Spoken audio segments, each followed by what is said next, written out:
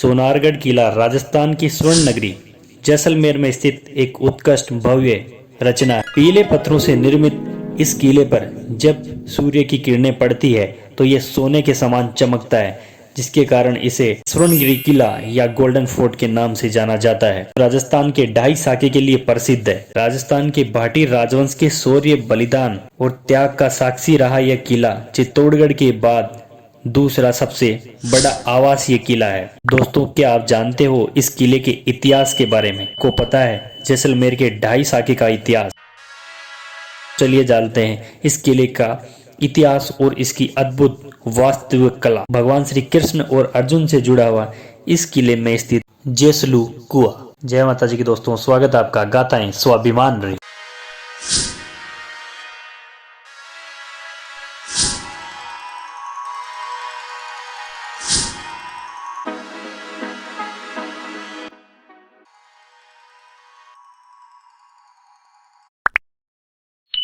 सोनारगढ़ अर्थात जैसलमेर किले का इतिहास। The history of Jaisalmer fort. यह किला त्रिकुट पहाड़ी पर बना हुआ एक दानवंश रणी का दुर्ग है। किले के बारे में अबुल फजल लिखता है, शरीर कीजिए काट का, पग कीजिए पाषाण, बख्तर कीजिए लोहे का, तब पहुंचे जैसाण। अर्थात शरीर को काट यानी लकड़ी का बना लीजिए, पाँव को पत्थर का बना लीजिए, अपने कवच को लोहे का बना लीजिए, तभी आप इतनी दूरी पर स्थित जैसाण जैसलमेर के किले में पहुंच सकते हो। राव जैसल ने सन 1156 ईस्वी में इस किले का निर्माण किया। किले को बनाने में जहां चूना का प्रयोग नहीं हुआ, क्योंकि इसके पीछे की वजह भी पानी है। मरुस्थल में पानी की महत्वता को हम इन पंक्तियों के माध्यम से जान सकते हैं। धरती आ जैसाण री बढ़ती कदे ना और, पानी जटे पाताल में नारी नैना कोर।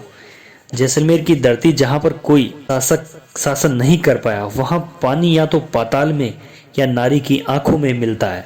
इसमें कुछ महल जिनकी छत लकड़ी की बनी हुई है, यह भी अपने आप में एक अनूठी वास्तुकला को दर्शाता है। हाल 2009 में इस किले के नाम की डाक टिकटें भी जारी की गई है। इस किले की भव्यता के बारे में यह दोहा प्रचलित है, गढ़ दिल्ली गढ़ आगरो अधगढ़ बीकानेर, गढ़ दिल्ली गढ़ आगरो अधगढ़ बीकानेर, भलो चिनायो भाटियों सिरगढ़ जैसलमेर। इस किले की अद्भुत वास्तुकला। इस किले में प्रमुख पार्श्वनाथ का मंदिर है। इस किले में स्थित जैसलू कुआ के पीछे की कहानी भगवान श्री कृष्ण और अर्जुन से जुड़ी हुई है।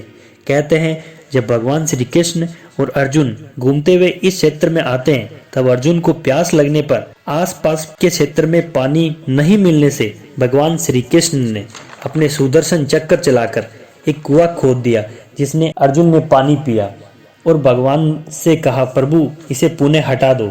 लेकिन श्री कृष्ण ने कहा, एक दिन मेरे वंशज इस मरुस्थल के क्षेत्र में अपना राज्य स्थापित करेंगे। और जैसलमेर के भाटी राजवंश अपने आप को भगवान श्री कृष्ण का वंशज ही मानते हैं। किले के भीतर बने भव्य महलों में महारावल अखेर सिंह द्वारा निर्मित सर्वोत्तम विलास, जिसे शीश महल के नाम से जाना जाता है, मूलराज द्वितीय के बनवाए हुए रंग महल और मोती महल भव्य जालियों एवं झरोकों तथा पुष्प लताओं के संजीव और सुंदर अलंकरण के कारण दर्शनीय है।